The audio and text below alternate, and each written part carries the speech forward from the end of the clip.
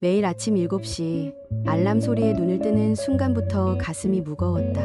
눈을 비비고 세수를 하고 출근 준비를 하면서 거울 속 내 얼굴을 보곤 했다. 어딘지 모르게 지쳐 있었고 생기가 없었다. 출근길 지하철 안 어깨를 부리치며 서 있는 사람들 틈에서 문득 이런 생각이 들었다. 이대로 괜찮은 걸까? 매일 반복되는 하루, 해도 해도 끝이 없는 일. 퇴근 후에는 녹초가 되어 소파에 몸을 던지기 바빴다. 먹고 자고 일하고 그렇게 반복되는 삶 속에서 내가 나로서 존재한다는 감각은 점점 희미해졌다. 회사는 나쁘지 않았다. 연봉 3천만 원, 매달 꼬박꼬박 들어오는 월급, 4대 보험, 안정적인 조직. 누가 보기엔 괜찮은 직장인이었을지도 모른다. 하지만 마음 깊은 곳에서는 무언가 터질 듯이 쌓이고 있었다. 단지 그걸 억누르며 살았을 뿐이다. 결정적인 날이 있었다. 회의 중이었다. 팀장은 차가운 말투로 실적 데이터를 들이밀며 말했다. 이건 지난 분기 대비 KPI가 떨어진 수치야. 누구 책임인지 말 안 해도 알지? 나는 아무 말도 하지 못하고 그저 고개를 숙였다. 그래, 그 순간 나조차도 내가 부족하다고 느꼈다. 하지만 그게 전부는 아니었다. 더 이상 이 자리에 있을 이유를 찾을 수 없다는 게 문제였다. 점심시간 도시락을 들고 사무실을 나와 건물 뒤편 계단에 앉았다. 하늘은 맑았지만 내 머릿속은 회색빛이었다. 휴대폰을 보니 동료에게서 메시지가 와 있었다. 형, 우리 진짜 이러다 늙어 죽을 듯 크크. 짧은 웃음 표시가 붙어 있었지만 그 말이 내게는 너무 진지하게 들렸다. 이러다 늙어 죽는다는 말이 마치 예언처럼 마음속에 박혔다. 그날 밤 집에 돌아와 노트북을 켰다. 아무 문서도 띄우지 못하고 멍하니 화면만 바라봤다. 마음속에서 무언가가 들끓고 있었고 결국 나는 조용히 결심했다. 그만두자. 지금이 아니면 영원히 못한다. 퇴사 후 첫날 새벽에 눈이 떠졌다. 알람이 울리지 않았는데도 이상하게도 무기력했다. 회사에 가지 않아도 된다는 해방감보다 이제부터는 내가 나를 책임져야 한다는 압박이 더 컸다. 침대에서 일어나 거실로 나가 앉았다. 조용한 새벽, 벽시계 초침 소리만 들렸다. 그날 하루 종일 나는 다이어리에 무언가를 적었다. 하고 싶은 일, 내가 잘할 수 있는 일, 그리고 그동안 미뤄왔던 것들. 블로그를 시작하기로 했다. 유튜브도 해보고 싶었다. 사람들이 흔히 말하는 퇴사 후 1인 크리에이터의 길. 하지만 나는 그것이 단순히 돈을 벌기 위한 수단이 아니길 바랐다.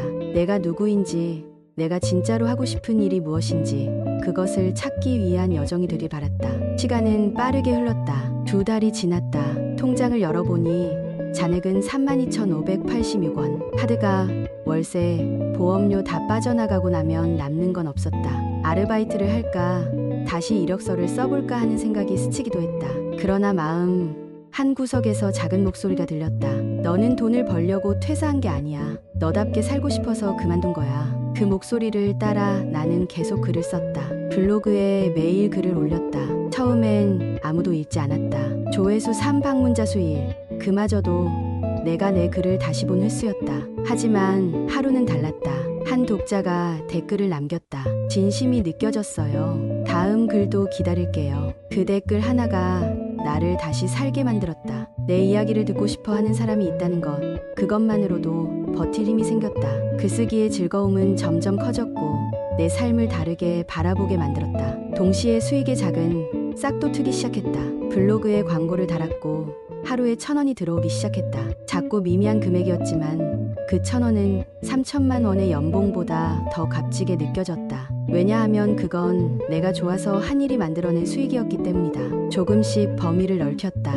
내가 블로그에서 쓴 글들을 정리해서 전자책으로 만들었다. 제목은 퇴사 6개월, 돈 없이 살아남은 기록. 많은 이들이 그 이야기에 공감해 주었고 구매해 주었다. 하나, 둘 피드백이 쌓이고 인터뷰 요청도 들어왔다. 유튜브에 영상도 올리기 시작했고 낯설고 어색했지만 직접 목소리를 내기 시작했다. 2024년 11월 퇴사 후 정확히 14개월이 지났을 무렵 처음으로 월 수입이 1,000만 원을 넘겼다.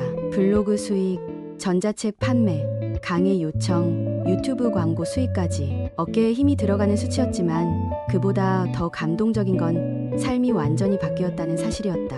나는 매일 아침 스스로 계획을 짜고 내가 진짜 하고 싶은 일에 시간과 에너지를 쏟았다. 늦게 자더라도 피곤하더라도 더는 억지로 하루를 버티지 않았다. 사람들이 자주 물었다. 어떻게 그만둘 수 있었어요? 어떻게 그렇게 성공하셨나요? 처음엔 답하기 어려웠다. 내가 뭔가 대단한 걸 해낸 것도 아니고 누구보다 뛰어난 재능이 있었던 것도 아니었기 때문이다. 하지만 곰곰이 생각해보면 결국 핵심은 하나였다. 나 자신을 믿어주는 마음가짐. 아무도 내 가능성을 보지 않아도 내가 나를 믿는 것. 매일 흔들리면서도 그래도 계속해보자고 다짐하는 것. 성공에 대한 확신이 아니라 살아보고 싶다는 간절함이 내 발을 앞으로 내딛게 했다. 퇴사할 때는 미래가 불안했다. 월세 낼 돈도 다음 달 카드값도 막막했다. 하지만 지금은 말할 수 있다. 나의 가장 큰 자산은 용기가 아니었다. 바로 스스로를 믿고 나답게 살겠다는 마음가짐이었다. 연봉 3천만 원의 삶은 분명히 안정적이었다. 하지만 나는 지금 훨씬 더 나답다. 누구도 대신 살아줄 수 없는 인생. 그 인생을 내가 선택하고 있다는 사실이 매일을 충만하게 만든다. 그리고 그 시작은 아주 단순한 다짐이었다. 이번엔 나를 믿어보자.